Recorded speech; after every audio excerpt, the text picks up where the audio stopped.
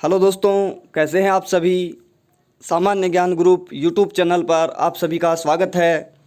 मैं भूपेंद्र गौतम आप सभी के लिए लेकर आया हूं संस्कृत व्याकरण का एक महत्वपूर्ण टॉपिक।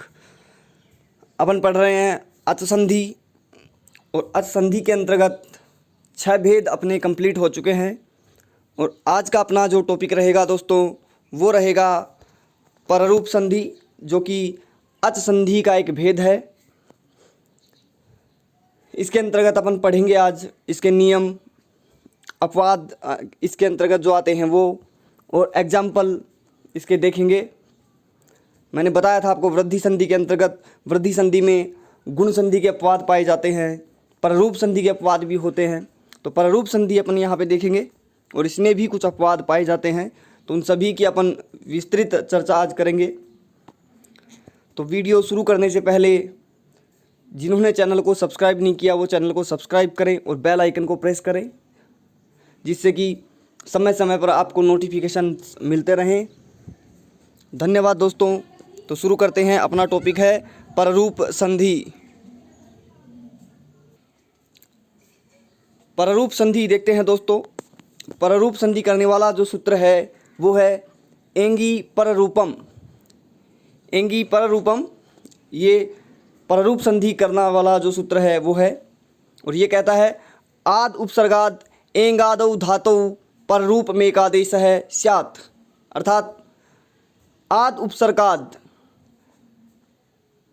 ऐसे शब्द जो अवर्णांत उपसर्ग के बाद, यानी कि ऐसे शब्द जो अवर्ण से अंत होते हैं। अवर्ण से आज से यहाँ पे बात करें तो अ या आ दोनों से होता है। जब कहीं लिखा हुआ आता है हरिस्व आकार तो केवल इसका ग्रहण किया जाता है आकार का, जबकि अवर्ण कहीं भी लिखा हुआ आता है केवल अवर्ण तो अ से आज से होता है अ या आ। तो अ या आ के बाद में ए या ओ से प्रारंभ होने वाली धातु रूप के रहने पर दोनों के स्थान पर पररूप एकादेश हो जाता है। पररूप का जो मतलब होता है वो होता है बाद वाला, अर्थात पहले वाला वर्ण जो है वो बाद वाले के समान हो जाता है। ऐसे ही मैंने बताया था पूर्व रूप का जो मतलब होता है वो होता है पहले वाले के समान, और पररूप का जो मतलब होता है वो बाद वाले के समान हो जाना। अर्थात ए या आ के बाद में ए से प्रारंभ होने वाली धातु होने पर दोनों के स्थान पर पररूप आदेश हो जाएगा। ये सूत्र कहता है एंगी पररूपम। और देखते हैं इसको, जैसे कि मैंने बताया आपको ए या आ से अंत होने वाले शब्द होने पर उससे आगे ऐसी धातु जो ए या ओ से प्रारंभ होती है होने पर दोनों के स्थान पर पररूप अर्थात बाद वाला, तो बाद में आएगा ए या ओ, तो ए और ए का मेल होने पर दोनों के स्थान पर ए हो जाएगा, जबकि ए या ओ का मेल होने पर दोनों के स्थान पर ओ आदेश हो जाएगा। तो आपको ध्यान में रखना है पररूप एकादेश और पूर्व रूप दोनों का आपको ध्यान में रखना है कि पूर्व रूप क्या होता है पहले वाले के समान, जबकि पररूप का मतलब जो होता है वो होता है बाद वाले के समान। अपने सूत्र देखा एंगी पररूपम आद उपसर्गाद एंगादौ धातौ पररूप में एकादेश है स्यात् वृद्धि अपवाद है। ये एंगी पररूपम जो सूत्र है दोस्तों वो वृद्धि संधि का अपवाद सूत्र है। वृद्धि संधि का अपवाद सूत्र है ये, और आपको ध्यान में रखना है अवर्ण से अंत होने वाला उपसर्ग होना चाहिए, उसके बाद में ए या ओ से प्रारंभ होने वाली धातु रूप होनी चाहिए, उसके बाद में दोनों के स्थान पर अपने को क्या करना है पररूप एकादेश करना है। तो ये सिंपल सा था। अब इसके एग्जाम्पल देखते हैं अपन। सबसे पहले एक उपसर्ग है प्र उपसर्ग और एजते, ए से शुरू होने वाली धातु रूप है तो प्र धन एजते। जैसा कि मैंने बताया ए या आ से आगे ए या ओ से शुरू होने वाली धातु रूप होने पर दोनों के स्थान पर पररूप अर्थात बाद वाला, तो बाद वाला यहाँ पे ए है तो दोनों के स्थान पर ए कर देंगे। जैसे ही दोनों के स्थान पर ए करते हैं तो ये इस तरह का रूप बन जाएगा प्रेजते। प्रेजते रूप बन जाएगा। ऐसे ही अगला है प्र उपसर्ग से आगे ओ से प्रारंभ होने वाली धातु रूप है प्रधन ओसती, तो रूप बन जाएगा, दोनों के स्थान पर अपने को ए और ओ के स्थान पर ओ करना है, तो ये रूप बन जाएगा प्रोसती। इस तरह का ये रूप बन जाएगा प्रोसती, तो आपको ध्यान में रखना है। आगे अब उपसर्ग है, उससे आगे एजते है, जो कि ए वर्ण से प्रारंभ होने वाले धातु रूप से बना है। तो ए और ए दोनों के स्थान पर रूप एकादेश करेंगे ए, तो रूप बन जाएगा ये अवेजते। अवेजते ये रूप बन जाएगा, तो आपको ध्यान में रखना है। सिंपल संधि है, तीनों का लिख देता हूँ साथ में। प्रेजते बनता है, यहाँ पे प्रोसती रूप बनता है, और अवधन एजते से अवेजते रूप बनेगा। स्क्रीनशॉट आप लेना चाहे ले सकते हैं।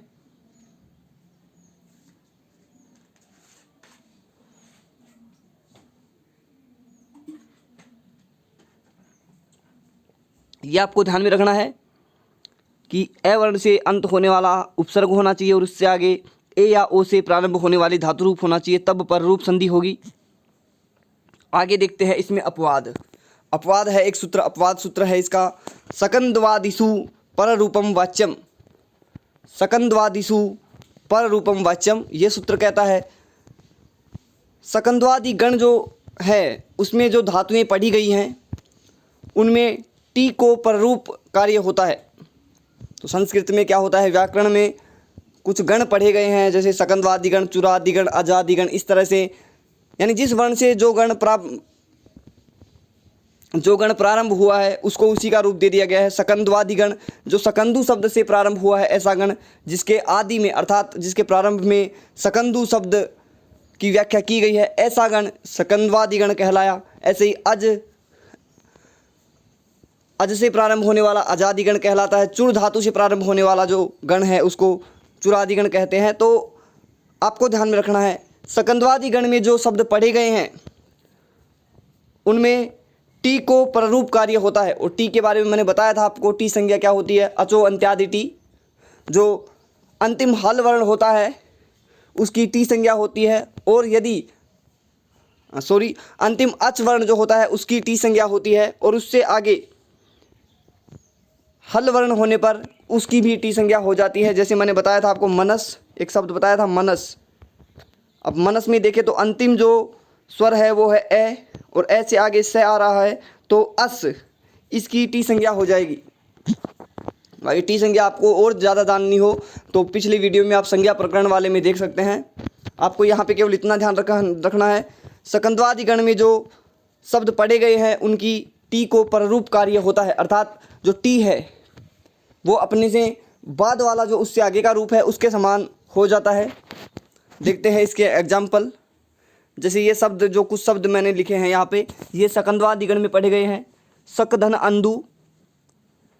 अब देखते हैं दोस्तों, सक एक शब्द है, सक, ये शब्द है सक।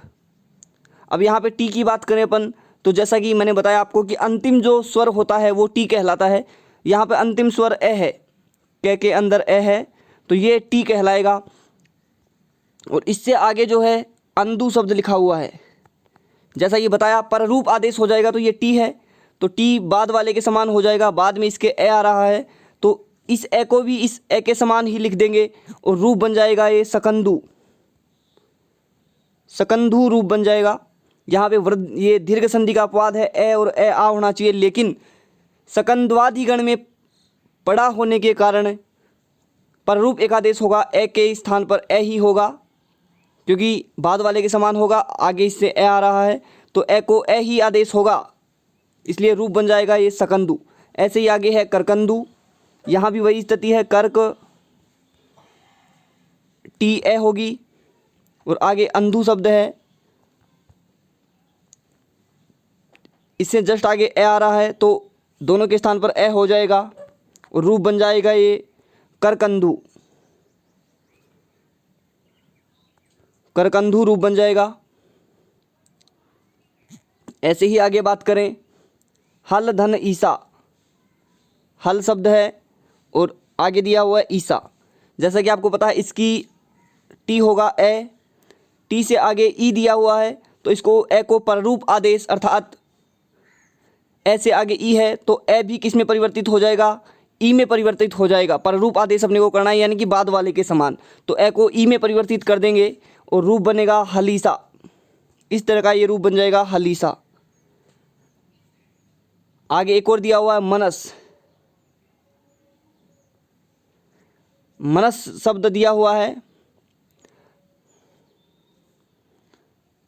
मनस शब्द की बात करें अपन तो यहाँ पर अस टी होता है, अस है टी, मन अस टी हो जाएगा। तो आगे बात करते हैं अपन इसकी।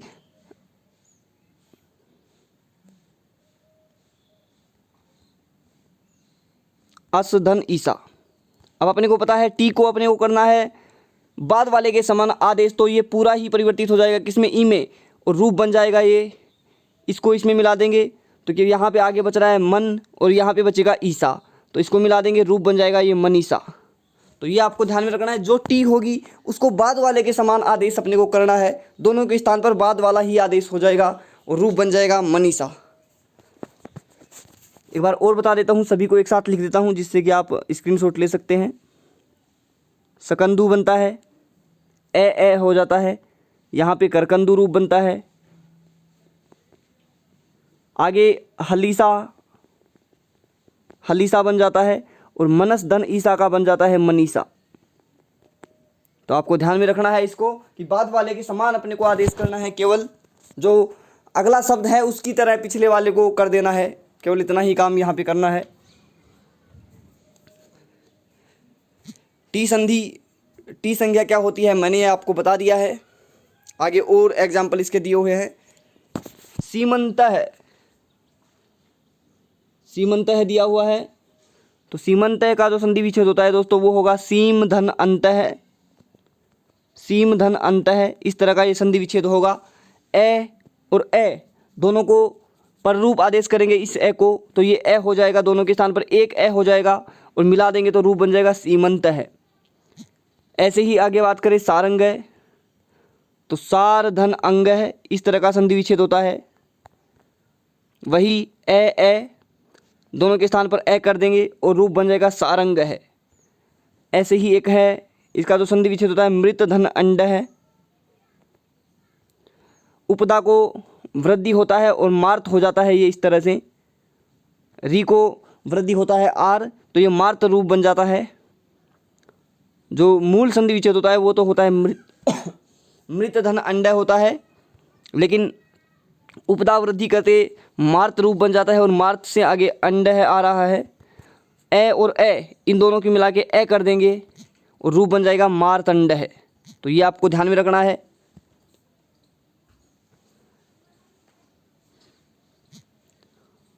आगे बात करते हैं अगला अपवाद सूत्र। ओत्वष्ठयोः समासेवा, अर्थात एकारांत शब्दों के आगे ऐसे शब्द जो ए या आ से अंत होते हैं उनसे आगे ओतु या ओष्ठ, ओतु या ओष्ठ ये शब्द रहने पर विकल्प से प्ररूप एक आदेश होता है। अर्थात एकारांत जो शब्द हैं उनसे आगे ओतु या ओष्ठ शब्द होने पर जो प्ररूप संधि का कार्य होगा वो विकल्प से होता है, अर्थात एक बार होगा एक बार नहीं होगा। तो इसका देखते हैं, ये दिया हुआ है स्थूल धन ओतु, स्थूल धन ओतु, इसको करेंगे अपन ए ओ, एकारांत शब्द है स्थूल और उससे आगे आ रहा है ओ। तो यहाँ पे अपने को सबसे पहले तो पररूप एक आदेश करना है, तो ए के स्थान पर क्या हो जाएगा, ओ हो जाएगा, क्योंकि पररूप करेंगे ए ओ में मिल जाएगा तो ओ ही रहेगा शेष। तो पररूप आदेश करेंगे तो रूप बनेगा स्थूलोतु, स्थूलोतु रूप बन जाएगा इस तरह का ही, स्थूलोतु रूप बनेगा। अब ये कार्य विकल्प से हो रहा है तो आपको पता है ये वृद्धि संधि का एग्जाम्पल यहाँ पे है। स्थूल धन ए ओ मिलकर औ हो जाता है तो विकल्प में जो इसका रूप बनेगा वो बन जाएगा स्थूलोतु, स्थूलोतु, इस तरह का ये रूप बन जाएगा। तो आपको ध्यान में रखना है कि एकारांत शब्द से आगे ओतु या ओष्ठ शब्द होने पर दो रूप बनेंगे, एक वृद्धि संधि का और एक पररूप संधि का। तो स्थूल ओतु दोनों रूप में यहाँ पे लिख देता हूँ। एक रूप बनेगा ये इस तरह का, स्थूल लोतु, स्थूल ओतु रूप बनेगा, ये पररूप संधि हो गई। और विकल्प में बनेगी वृद्धि संधि का, तो वृद्धि संधि का रूप बनेगा तो ओ के स्थान पर औ हो जाएगा और रूप बनेगा स्थूल औतु। इस तरह का ये रूप बन जाएगा। तो दो रूप यहाँ पे बनेंगे। प्रत्येक जो शब्द दिए हुए हैं सबके दो दो रूप बनेंगे, क्योंकि एकारांत शब्द के आगे ओतु या ओष्ठ शब्द दिए हुए हैं। जैसे बिंब ओष्ठ है, ए और ओ पर रूप एकादेश करेंगे तो ओ हो जाएगा और रूप बनेगा बिंबोष्ठ। बिंबोष्ठ है रूप बनेगा ये। विकल्प में वृद्धि संधि करेंगे तो ओ के स्थान पर वही औ अपने को करना पड़ेगा, तो रूप बन जाएगा बिंबौष्ठ है। इस तरह का ये रूप बन जाएगा बिंबौष्ठ है। तो आपको ध्यान में रखना है। आगे देखें कंठ ओष्ठम, कंठोष्टम का ध्यान में रखना है। वही पर रूप करेंगे तो कंठोष्टम बनेगा और संधि वृद्धि करने पर विकल्प में वृद्धि संधि होगी तो रूप बनेगा ये कंठोष्टम। इस तरह का ये रूप बन जाएगा कंठोष्टम। तो आपको ध्यान में रखना कंठोष्टम, ये दोनों रूप यहाँ पे बनेंगे, तो विशेष रूप से आपको ध्यान में रखना है।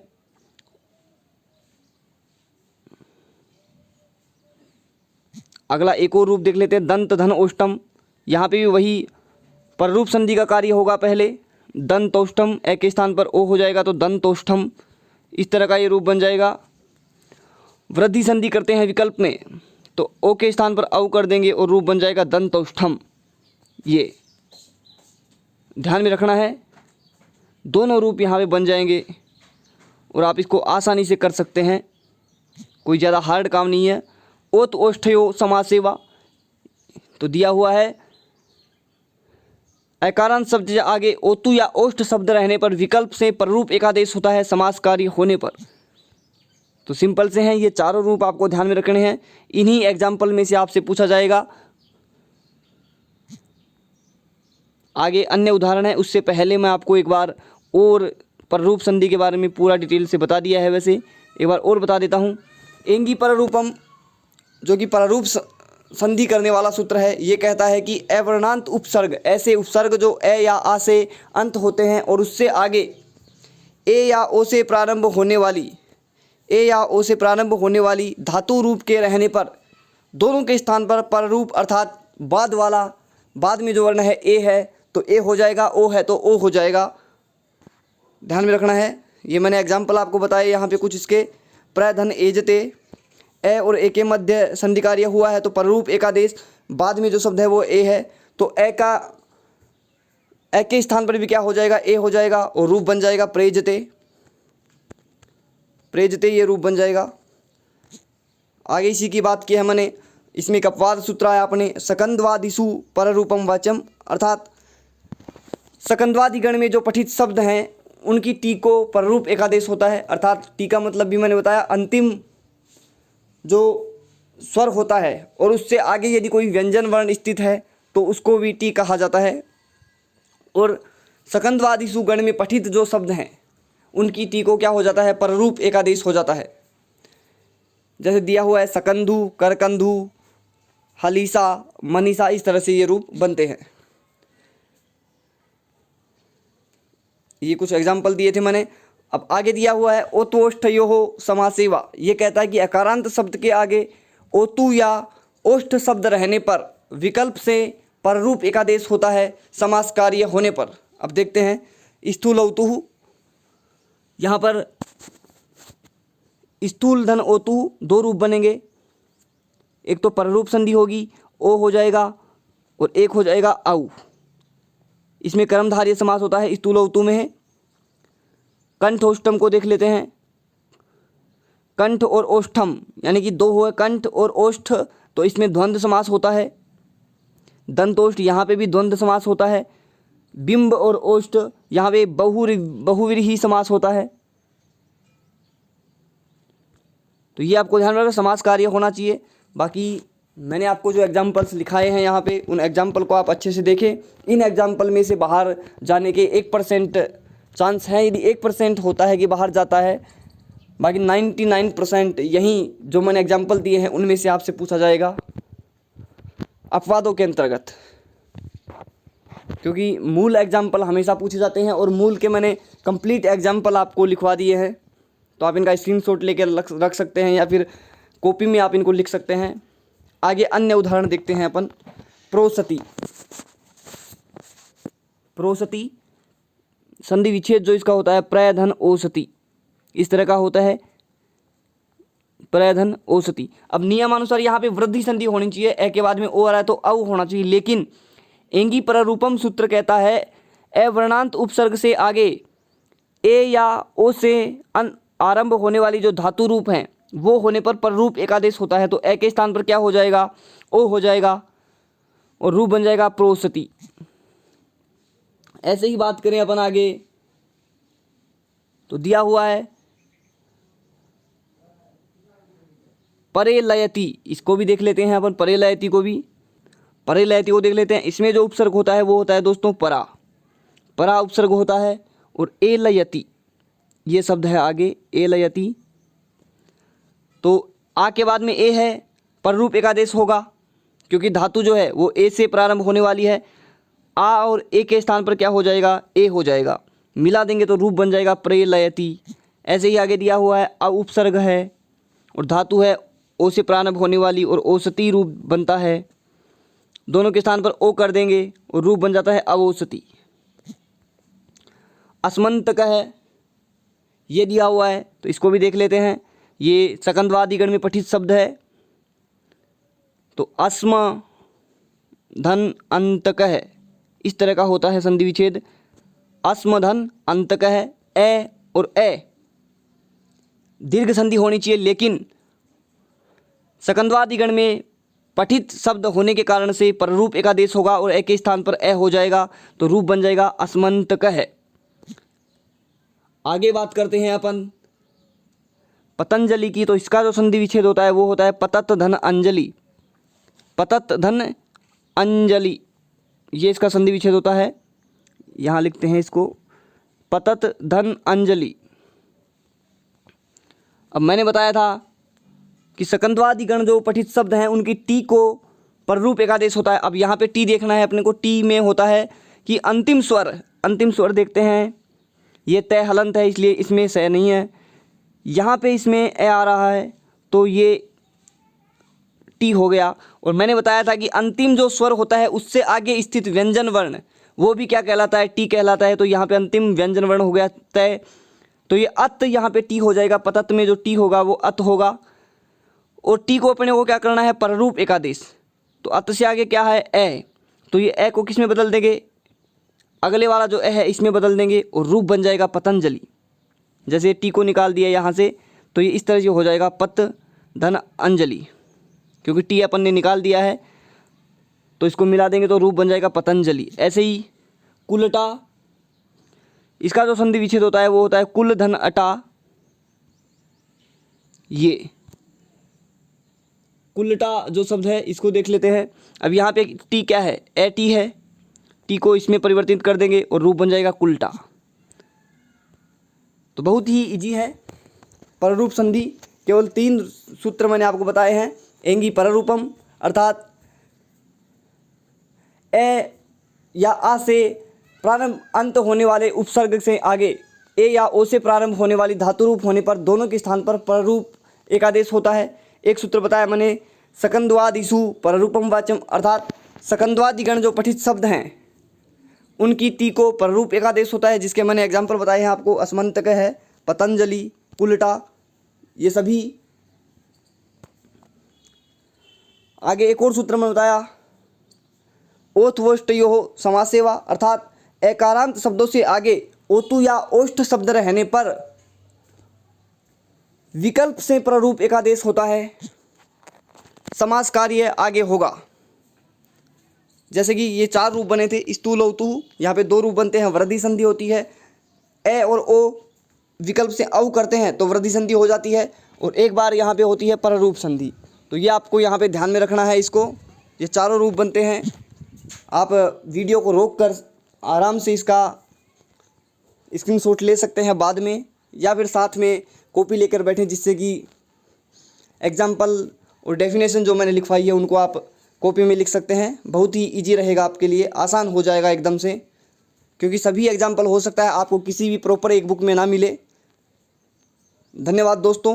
वीडियो आपको कैसा लगा कमेंट करके अवश्य बताएं, लाइक करें, अधिक से अधिक शेयर करें। हमसे जुड़े रहने के लिए धन्यवाद।